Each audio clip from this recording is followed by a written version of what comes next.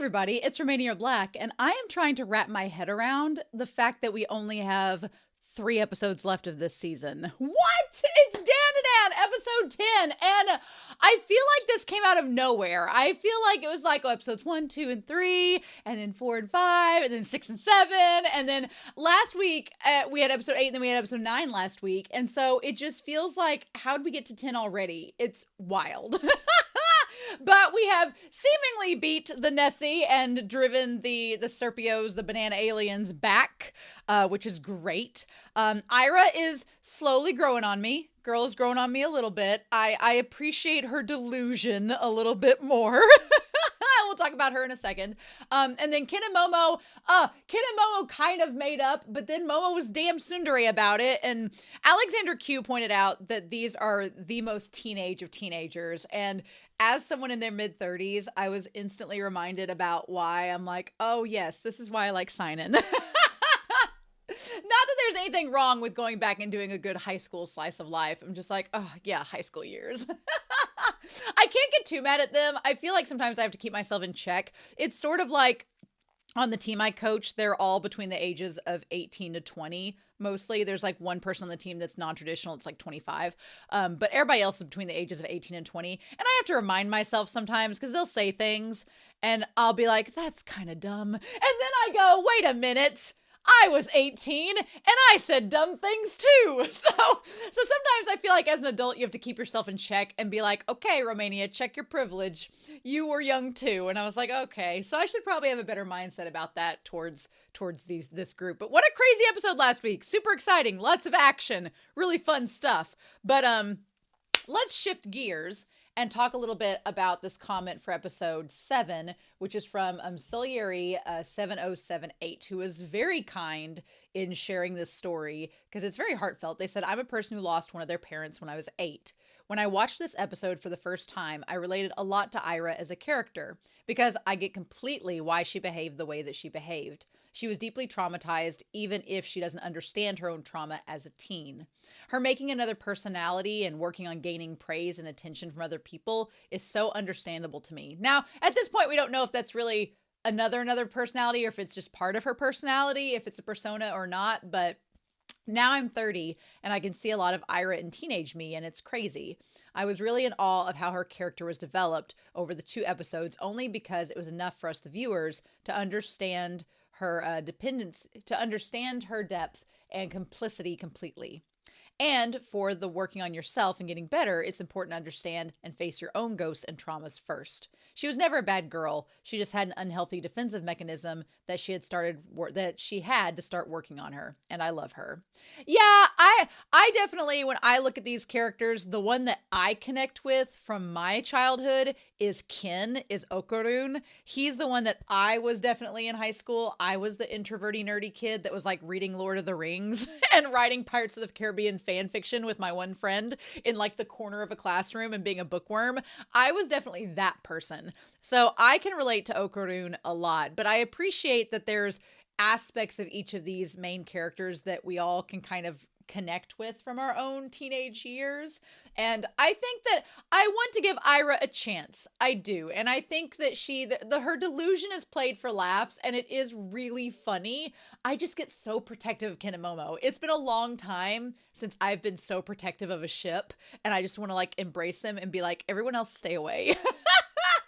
And maybe though, if Ira can grow alongside them, the one thing I felt good with last episode is that Ken seems to be like in the boat of, I don't like her that way. And so that makes me feel better. But Momo's a damn tsundere, and girl, she just, it's like, I'm used to this being with guy characters. So it's fun to see Momo be that way. But I just, we wouldn't have a series if we didn't have conflict.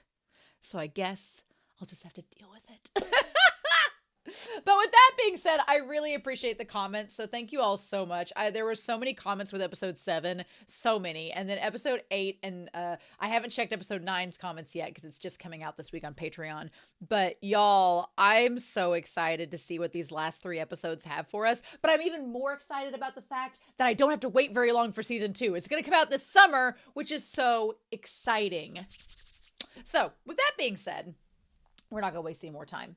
we are going to dive right into DandaDan episode 10 and see this aftermath. They were naked in the hallway. Can't imagine what's going to happen. And we're going to do that here in 3, 2, 1, and let's go.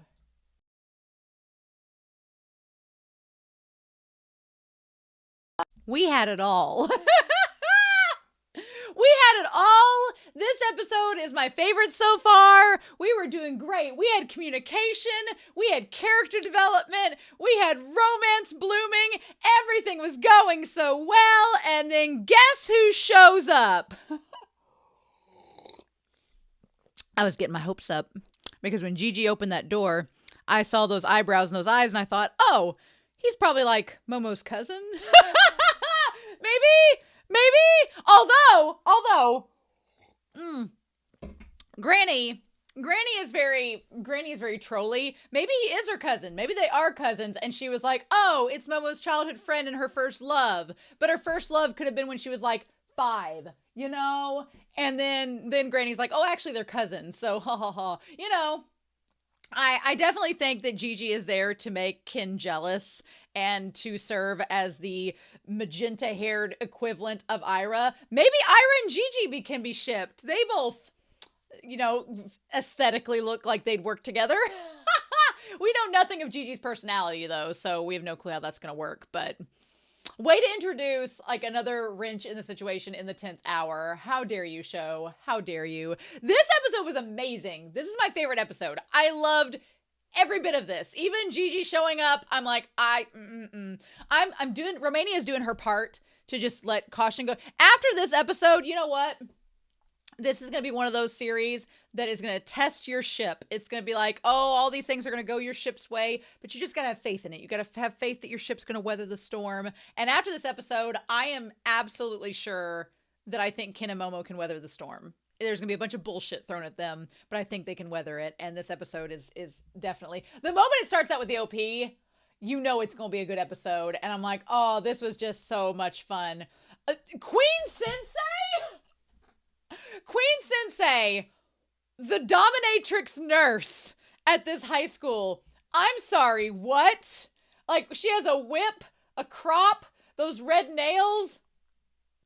She leans around. She's in a dominatrix uniform that has a nurse's cap and like a little thing over it. She looks like Major Armstrong from Full Metal Alchemist, his sister. She looks like the cousin of them. She just has black hair, but she has the same, like, I'm sure it's influenced from Full Metal because she has the same hair part and everything. She also reminds me of a character in Bungo Stray Dogs who heals people, but the way that she heals people involves her having to hurt them first. And there is like a dominatrix vibe with her.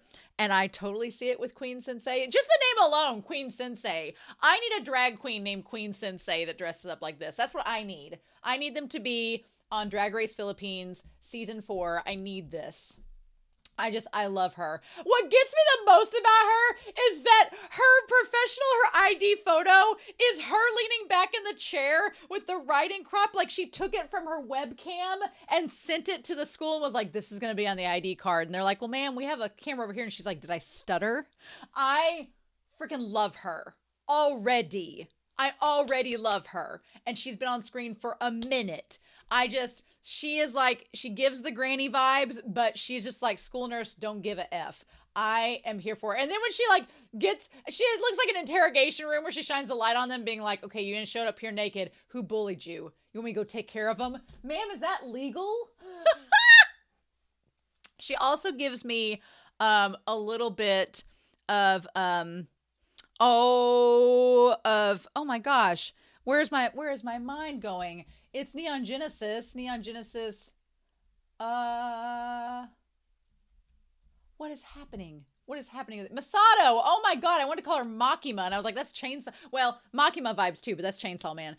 She's giving me Masato vibes from Neon Genesis as well, in a sense, but just if she was a sexier dominatrix, so... and a nurse. So I love her already. I love when she takes the teacher out and she's like, someone's gonna teach you a lesson. It's so sexual. It's so funny. I love her blue eyes with the black hair and the red nails.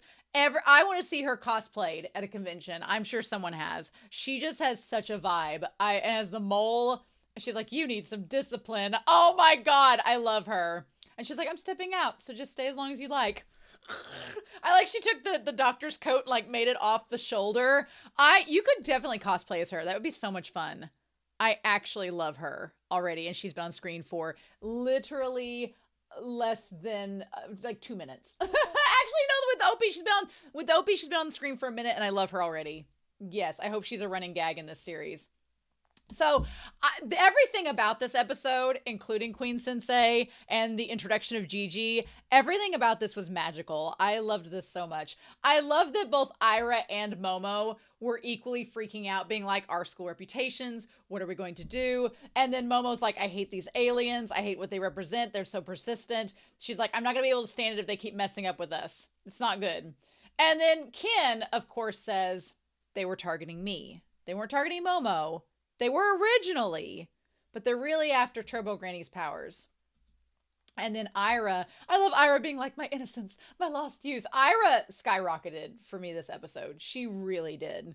I will talk about her. I kind of wish people had just let me work with her a little bit, because I know some people in the comments were like, oh, you're going to love her and just wait. And I was like, no spoilers. Because I was just like, I just want to get to, know these characters and make those decisions and just have faith that I'll get there, you know? So, and I know not many people did, but everybody was just like, I love her so much. And I was like, really? Now? And it is kind of a spoiler when people are like, I just love her character and what she's going to be. And I'm like, oh, so that means she's going to probably change and defy my expectations. and she did do that in this episode, but it was in a good way. So what I love about Ira's character in this opening scene is that she is so delusional that she's the main character of a story and of a manga, that she's like, oh, my powers awaken during battle. That is the one thing I love about Ira's character, because they could have gone the annoying route with her, where she was just like, why do I have powers? What am I doing? And she could have just been, because Momo, you know, was raised by her grandmother, who is telepathic. So she kind of is knowing of it. Ken is all about the occult and aliens, so it's not that big of a deal to him. But for a character like Ira, who is not into the occult or raised around spiritual supernatural powers, her character could have easily been, oh my God, I have powers, and been really annoying about it. But the one thing that they did that's so smart is they made her delusional, where she thinks she's a superhero, and that allows her to instantly accept, like, well, yes, of course I have these powers. And that's so genius. I love it. Although, when she says, I was chosen as a pretty soldier after all, the pretty soldier is a reference to Pretty Soldier Sailor Moon, which is really hilarious, because she has, like, you know, although someone else spoiled that in the comments too, because they were like, oh, she thinks she's like a Sailor Moon main character. And I was like, y'all spoiled it from here. So, But anyway, and I shouldn't let that bother me, but it does, especially when I'm like, please don't spoil. And people do anyway. But anyway, so she has the transformation like a Sailor Scout. Although I would love if the show gave her a Sailor Moon-esque transformation sequence, and then gave Ken a Sailor Moon-esque transformation sequence with the sparkles and like all that. That would be hilarious. I would die. But I don't think for copyright reasons that they will do that. And then Momo's like, well, we did transfer, you know, her aura to you. And that's when Ken says, then it's likely you're going to be targeted as well. Now, of course, Ira's like, oh, Takakura-kun is worried about me. But the reality is Ken is worried about everybody, because Ken's a nice guy and he wants to keep people safe. I think him trying to help the alien as well is a sign that it's not just Ira he's helping because it's Ira. It's anybody in need. He feels that if he can help them, he will help them. And Momo's kind of the same way too, but I will say Momo is a bit more grounded in the realism of how can we help, whereas Ken's like, we'll find a way, and Momo's like, let's think about that for a hot second, which is what we get in the alien sequence. So then they try to figure out, why are the aliens targeting the people with yokai abilities? And honestly, Ken has always related to me since the start of this series, but when he pulls out the damn whiteboard coon, I was like, we are one, Ken. Ken Takakura, you and I are one in the same. When he's like, no, he's like, the reason why Earth is safe from aliens is because of the yokai, and they protect from the aliens. And I'm like, that actually makes a lot of sense when you think about it. And then he's like, but humans kind of dilute the power of the yokai to where it's manageable for humans. But then the offset of that is that the aliens could gather up the humans to experiment on. And if they find a way to tap into that power, then the yokai aren't going to be able to protect the Earth. So now, potentially, Ken's like, we potentially have a problem. Because if we don't get my ball back and get these powers out of here, we're going to keep getting targeted. And that could increase the aliens' chances of finding a way to beat the yokai, which means we could be putting the entire world in danger. We went from finding Ken's gonads to possible world apocalypse in the matter of 5 minutes. I was like, oh no. But I love that he just goes crazy, and we have the yokai from the OP. I love all the drawings that we have of the crab, of everything. It's great. I love it. And I love that he's just sitting there. Like, I relate to when he points to the board. He's like Charlie off of It's Always Sunny in Philadelphia. Pepe Sylvia. I love it. And so I love Momo when she's like, the story went too epic and I totes missed the point. The humor in this episode was so good. The humor in this episode was so damn good. I loved it. And so they're like, well, what do we do? She's like, I missed the point. So are we in trouble? And they're like, well, and then Ira's like, I get it. I still hold the fate of the world in my hands. Of course, Ira's going to be delusional about it. And then they're both like, okay, we'll go with that. So, and then they go back to and then the girls are like, cool, worlds could be in danger. It's fine. The people saw us naked. What are we going to do? So then Ira's like, well, I'm going to blame it on you because you did tell me to strip down. And Momo's like, fine. And I love the breakdown from here on in because Ira's kind of surprised about that. I feel like Ira didn't intentionally, she said that like off being like, oh, I'll just say it's your fault. And I think she expected Momo to counter and say, don't do that. But Momo's like, it's fine. And then Ken, of course, is like, well, no, if you do that, they'll say you're a slut. And she's like, I'm tired of making excuses. It sounds like a pain in the ass. And then the two friends come in. The one friend looks like she is the daughter of Queen Sensei. She has the black hair and blue eyes as well. So who knows if that's the case as well. But they come in and get Ira. And she's like, oh, you guys surprised me. And then they're like, oh, is this Momo Ayase's fault? Momo's like, sup. I like that Momo's just like, I'm not even going to go that way. And so they go away with her. Which, the genius of this scene, Ira's friends come and get her, and that leaves Ken and Momo together. And thank God they finally talk it out. This was the scene that I was like, okay, they will be able to work it out. This scene is just like, okay, nope, I'm all in. They're in-game ship. I love them. They're going to be able to work out whatever comes their way. If they can talk about this miscommunication and figure it all out, then they can get through anything. I'm like, they can talk through anything. And I love that Ken finally admitted that the reason he was working out was because he wanted to look cool in front of her. And I love how Momo kind of teases him. She's like, oh, come on, tell me. Come on, it's okay. And she laughs at it, but it's, you know, she's just being like, hey, you know, you kind of she kind of feels like she has to in that moment, because if she treats it too seriously, then the air gets real serious. And it's like, they're both skirting around the edge of admitting that they like each other, but this kind of teasing is a way for them to skirt around it without actually confronting the fact that they like each other. And he's like, and of course, you know, she teases him saying, well, why are you doing that? And Ken kind of tells a white lie where he's like, oh, well, I'm a guy. He doesn't finish the sentence that says, I'm a guy that likes you. But he says, well, of course, why wouldn't a guy want to look cool? You know, masculinity and all that. But so they skirt around the edge of telling each other, but they kind of make up. They're both fine. And I kind of like this because it allows them to move forward and not be all crushy, blushy around each other. They've settled things. It's fine now until Gigi comes and like throws a wrench in it.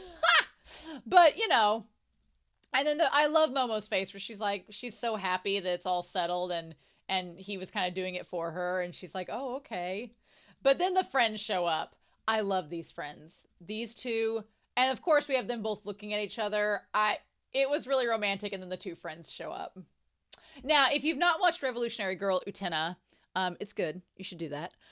But there are two characters. They're kind of like they're like Greek choir characters. They just show up every episode randomly. I call them the Shadow Girls. But these two girls kind of remind me of them. And I kind of wonder if they took inspiration from them, because they kind of remind me of them. Honestly, I was like, ooh, are these the Shadow Girls? Especially when they perform the play, which I'm not going to say anything more about it, but the fact that they use the clear file as the filter. And I don't know exactly what the one friend is doing in her pose when she's hunkered down and hunched down and holding the hands to her head. I don't know what this is referencing. It feels like an inside joke that I don't get because I'm not Japanese and don't know the culture. But she predicts that it's a love triangle between kin, which is kind of true because Ira kind of is in a love triangle. I also like, it feels kind of Attack on Titan with them fighting. I like Kin in the middle, like holding himself so he's not seen. And then I love the protractor shield. That's really, really funny. I love that. And then the rulers as blades. Like, Momo looks like she would be in Attack on Titan. And they're both just like, what? I love it. I love it. That scene is so good. And then the way that they recontextualized her and the praying mantis, like the mantis shrimp, where she's like, teach me, teaching her how to punch. Everything about this scene is perfection. I love it so much. It's so damn good. And then Ken's like, please stop, leave me alone. So then we come back to the scene with Ira. I will tell you all, this is the scene that made me like Ira a lot. I was on the fence with Ira's character for a while. And you just got to give content creators time. You just got to give us time. You can't, I'm a Taurus. I don't like to be pushed. But you got to give content creators time with characters and let them get to know them. Like you all have gotten to know them in the series. And I did not like Ira. The first impression I got of Ira, I didn't like her. And I don't like Ira when she was trying to be all like forcing onto Ken. But this episode and this scene made me like Ira. Because at first she's like, oh, everyone, I'd be grateful if you let me alone. And she's like, I'd be mammoth happy. Like she does like the very performative persona. And then she's like, yes, I'm popular and this is perfect. But then she thinks that just by, diffusing the situation, everybody will forget about it. But high school kids are not that way. They always like the scapegoat. And so the two girls are like, well, you were harassed by Momo. I bet it was her fault. And then it all comes back around because who's been spreading the rumors about Momo being a slut? Well, that was Ira way back when. And that's why I was mad at her in that first episode. It was kind of like, you're just spreading rumors about her that aren't true. And so then in that moment, Ira kind of realizes, that all these people are getting mad at Momo for no reason. And when Momo said she'd take the blame, she was being serious. And I don't think Ira realized the extent of how people would react. Because at first, back in that episode, Ira didn't think that her rumor was gaining any traction. She spread all those rumors, but nobody was, doing anything about it. So she kind of forgot about it. But now she had planted all the seeds. And now that this whole thing with her and Ken being nude happened, everybody started to remember those seeds were there and it kind of watered them. And now it was like, oh yeah, doesn't she sleep around with everybody? What a slut. What a horrible, evil person. And for Ira, who spends a lot of time cultivating this persona to gain approval of others, it is really sweet to see that she, despite her delusion, despite her problems, at the end of the day, she doesn't want Momo to have these accusations against her that could cause serious harm. That's not how Ira functions. And I really like that. And I like that she does this nervous tick where she holds her palm. She was doing it with the golden ball back in episode 5 or 6. Yeah. And so here she's holding her hands and then she's like, and they're like, should we punish her in some way? Like spread word about her evil. And so Ira's had the chance to experience the fact that Momo's not really an evil demon. I mean, Ira jokes about that because she knows that Momo can take it and dish it back. But when it becomes real and it could lead to some people bullying her and potentially hurting her, then Ira's like, oh, I was just joking, but you all are being serious. And that's not cool. So she instantly gained my respect when she said, I spread the rumor about her and I'm at fault. And then she walks out and everybody's just kind of like, oh. And they all just kind of dissipate, and the friends are like, what the fudge? And then she starts crying. When Ira's like, for Ira to put Momo's safety and school reputation above her own popularity, and I'm sure Ira would say, that's main character duties and main character material, but her crying in that moment being like, for her to put someone else above herself. I was so good. It was so good. And what made it even better is that Momo ends up coming to find her, and they have this conversation where Momo was like, okay, so you didn't say anything bad about me. You did the exact opposite, because that's why you're out here. I see. Cool. I love that they have this understanding, like Momo and Ken make up, Momo and Ira make up, Ken and Ira don't really have anything to make up because she loves him. But yeah, I loved it. I love it. And then Ira's like, you're my enemy. And she's like, well, sure, whatever. I feel like Momo at this point is like, you know what, if we're going to be rivals, whatever. Because I feel like Momo feels confident in her relationship with Ken, that she's like, everything's going my way. You caught me on a good day. Everything's fine. And then that's when the mantis shrimp boxer shows back up. I'll be honest with y'all. I did not think that was blood, and I did not think that was milk. All I could think about was back in the last episode when the aliens took out their tentacle-looking projectile phallic objects and pumped him full of supernatural juice. And that's where my mind went. And so I'm glad to know it was just milk.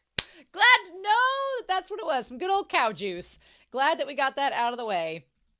So yeah, I'm also glad that we did not have another battle, because after this last episode and how heavy it was with action, we needed a come down episode, and this was so perfect. And I'm glad it just was like bloop, and that was it. I loved that. That was great. I also wonder if in the manga, like when he shows back up again, it's like the end of a chapter, and then you start this next chapter and he collapses and you're like, it's not even a battle anymore.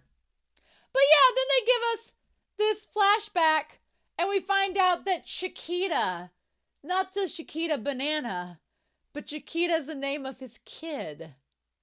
Oh my God. Oh my God. It felt very One Piece. It felt very One Piece flashback. This whole flashback of him, it felt so One Piece in the best way possible. I kind of loved it. I loved it. And I love that Granny takes him in. I also love the idea that the grandma's like, so is this like a kappa? Is this a kappa? Which, I'm sorry, the only things I know of kappas is the kappas that I've seen in Natsume's Book of Friends, and they look nothing like that. So that's my only experience with the kappa. So I'm like, he looks nothing like the one in Natsume's Book of Friends, but okay. I also love the grandma just standing there, her hand down her shirt with the bat, like, yeah, what up? I love it. Although, the one angle where they're begging for uniforms and it's like the crotch shot up, girl, I've seen Akutami do that with Gojo and Jujutsu Kaisen, and I was like, all right, fine, equity. Of course. I guess, we should be so lucky to get shots of Granny this way. She flaunts it. So yeah, so then I love they're like, we patched him up. I love that we patched him up, and then Momo made him curry, because Momo always surprises me because she is so thoughtful, but she doesn't come across as being like a caretaker or a healer. She just does it, and it's just her being kind. I also love her fishbone sweater. I love it so much. I love Ira's like oversized sweater that comes off the shoulder, and then Ken has like the shirt. I love that too. And then it turns out that the alien was just working for bones, working for some blood transfusion money for his kid, but he doesn't know what he's gonna do. The sushi eating scene, Turbo Granny shows up, and it is completely dysfunctional. It is so dysfunctional. It's like, remember last episode when we had remember 2 episodes ago when we had like a nice sushi scene in front of everybody? No, not this time around. Not today. It was just completely dysfunctional, but it was hilarious. I just it's a sign that they all love each other because they're all willing to fight around each other. And Granny's like, this is the last time I make any of y'all sushi. So then we have the idea about the blood transfusion and what to do. And what I like about it is that Ken suggests giving up his weenie in exchange for him getting the money, and then they'll just go get the weenie back. And while that sounds very noble and admirable, I like that immediately Momo is like, no, let's not do that. That's a terrible idea. We don't know where that weenie is going to end up. We might not be able to go chase after it. Also, it's for 1 day's worth of blood transfusion, but he needs it every day. We can't find 365 peni a year, so that's not going to work. I love that Momo thinks rationally, and she's like, let's talk this through. And the thing about it is that Ira gives her grief because she's like, well, you're supposed to be supportive of your partner. But I would argue Momo does the thing that a partner should do, which is help their partner see the logic of things and see things for what they are. Like, if you just have a partner that's a yes man, that's not going to work out. You need to be able to challenge your partner, and you both need to be able to grow together. So I feel like Momo does it correctly in that moment. Even though she likes Ken, she wants him to make the best decision, and that may mean challenging his decision and making him think about it.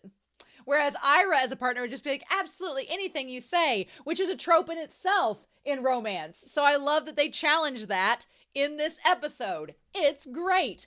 But we get to find out about his species and that he's kind of one of the weaker ones, which is terrifying. He's like, most of my people die on odd jobs. And so he's like, I need to find, stuff for my son. I'm just a single dad. It's like Reba McEntire's playing a single dad who works 2 jobs, who gets milk for a blood transfusion, with gentle hands and the heart of a fighter. He's a survivor. The best part about this is that the granny figures out that the blood is milk, and that they just need milk. I love that. I love it so much. What's also great is when he says Kentuckakura's name. Anytime his full name is said, Momo just freaks out and she has like a mini orgasm. It's hilarious. I love it. Now that you notice that it happens, it's like, oh, there it is. So they find out that he just needs milk, which is hilarious. And the grandma's like, well, I'll see if a dairy farmer's going to give up. I'll ask a dairy farmer I know to give you 1 whole cow. Girl, I don't know how the dairy farms in Japan are doing, but I don't know if an American dairy farmer would just give over a dairy cow for free. So maybe grandma's got some money and maybe she can barter with him or trade or something. Maybe she'll give him a year's supply of sushi. I don't know. I do love the idea that them getting the cow plays into the whole stereotype of the aliens beaming up a cow. And in this, it actually happens so that he can take it and go milk it. That's so funny. That's so cute. I love it. And it's this big ordeal, and they get to see the spaceship. And I love when they go to it, like Ken is freaking out. Like when they see the cow getting beamed up, this random Holstein. And then, speaking of which, she is correct. When she talks about the blood of a cow is cow's blood, there is, because we don't raise dairy cows, but I did date someone in high school that did raise dairy cows. So I was around them a lot.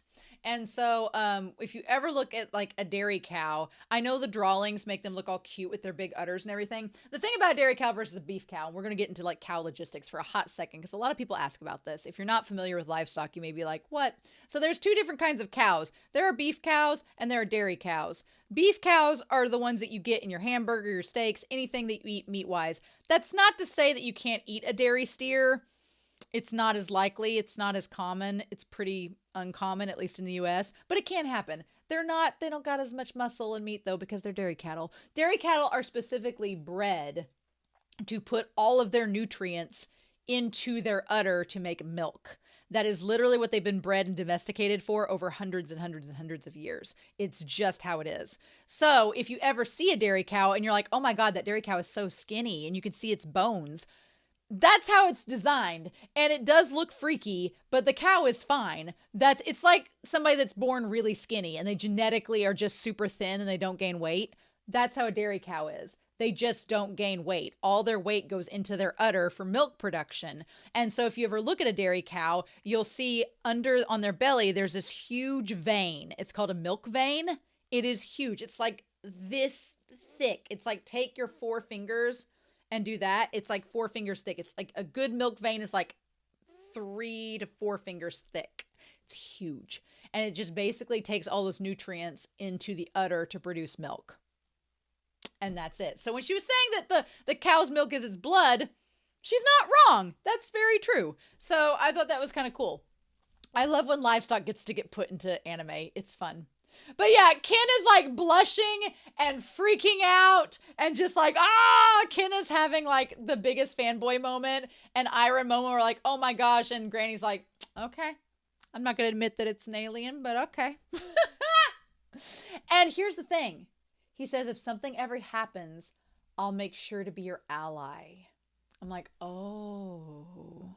So if we have these other aliens come around that the banana aliens are trying to use, there is a good possibility that Momo and Ken could inadvertently start making friends with these aliens. And the aliens are like, hey, if you ever need us one day, we'll come back and help. And then one day they may come back and help. It's like One Piece. It's like One Piece. We're just going to befriend all the aliens instead of all the pirates. I do love when Momo is like, shut up, hurry and go home. And she's like, I love Momo's her little hands up in the air are so freaking cute. And Ken is like hunched over. He's just like so amazed. It's adorable. I loved it. I loved all of it. So yeah, then they're begging for school uniforms because they don't have any money and they've ripped up all their school uniforms transforming, which at this point, you might as well just buy 12 more pairs because it's going to happen like every episode. And then Momo, for all her generosity and all her kindness, is like, I'm going to exploit my grandma. And then the grandma's like, nope, actually, you're not. I'm going to buy their uniforms, but not yours. And she's like, why am I not included? And the grandma's like, well, I don't like your eyes. They look like the eyes of someone that wants to financially exploit the power of adults. And Momo's like, And she's like, so until I say you're done, do an impersonation of Hiroshi Abe, which is so random. So random. I don't know what the little like scrunchie is. I don't get what that was about. But she's like, do the impersonation. And so she does it. It's really funny. I don't get the reference, but it's super cute. And then she goes up to the door. And I'm sure the grandma timed her doing this impression as soon as she could sense he was coming, because that seems like trolling that she would do. And she's like, I am rocket engine valve, right as Gigi shows up. And he's like, oh, Momo, hey. And she's like, oh, Gigi. Now, he has the same eyebrows and eyes as her. So is he her cousin? Are they related? Also, he pulls up, super tall, magenta hair, has a soccer ball on his back, probably competed in Blue Lock. Just shows up. We'll see him in season 3. It's, a thing. And she's like, oh, you're here. I heard about it all from your mom. Now, here's the thing. From your mom, was his dad like her son, or were they related? Because I find it weird that the grandma would just randomly talk to his mom unless they were related, but I could be wrong. Now, I could be wrong. They could actually be childhood friends, and it could be a thing. The mom might be telepathic too, or have some spiritual connection, and that's why the grandmother knows them. I also like Ira looking over with blushy faces towards Ken, who is just zeroed in on this hot young man that has shown up. Also, I find it weird that he's just coming over to stay as just a childhood friend, and she's like, why is he here? And then they're like, who is that? I'm like, oh, that's Momo's childhood friend. And her first love. She just throws that in, just to be. And I like that Gigi looks at Ken for a hot second and then looks back at Momo. Very intimidating, but I don't know how to read him. And of course, Ken's like, no, we just patched things up. First love. Shit. No, not this romantic trope. Like, damn it. He's like, Squidward. Oh no, he's hot. I mean, knowing this series, there is no telling what they're going to do with Gigi. I kind of want to ship Gigi with Ira, but that's only because I want Ira to get away from Ken. So we'll see. And because Ira and Gigi look aesthetically pleasing together. They have 2 shades of pink. But we'll see. But, this episode was fantastic. I loved this episode so much. It was hilarious. It was really good. It's my favorite episode so far. I'm glad we made all of this up. We got all this out of the way. It was freaking hilarious, and I cannot wait to see. I can't believe we only have 2 episodes left of this season. 2 episodes left. That is wild. That is wild. I'm not ready for that. Fine. But anyway, I'm excited to hear your comments down below. I hope you all have a wonderful week. Please stay safe. Take care. No spoilers. And I don't want to know any impressions of Gigi just yet. I don't want anybody being like, I love him, or oh my God, you're going to hate him. Just no spoilers. I'll figure it out in 2 episodes, or at least get an impression of him. We just met him. But I hope you all have a wonderful week. Please stay safe. Take care. And yeah, I'll be back real soon with more of DandaDan.